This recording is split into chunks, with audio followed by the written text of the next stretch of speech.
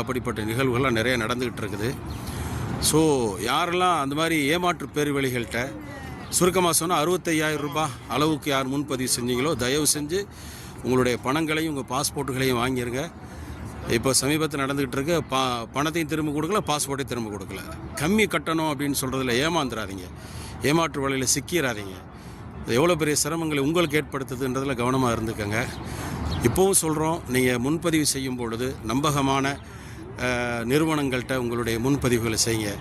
10-20 கூட போனால் கூட நீங்கள் இதை பார்க்கக்கூடாது.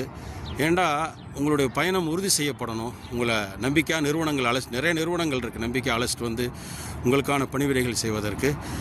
கம்மி கட்டணத்தில் நீங்கள் பணம் செலுத்தினீங்கன்னா மொத்த பணமும் உங்களுக்கு கண்டிப்பாக நஷ்டமாயிரும் என்றதில் எந்த சந்தேகமும் இல்லை. அதை கண்கூடாக நம்ம சில தினங்கள் பார்த்துக்கிட்டு இருக்கிறோம். அதனால் ரொம்ப கவனமாக முன்னெச்சரிக்கையாக இருக்கணுன்றதை இந்த இடத்துலேருந்து பதிவு செய்கிறேன். அல்லாஹ் யார்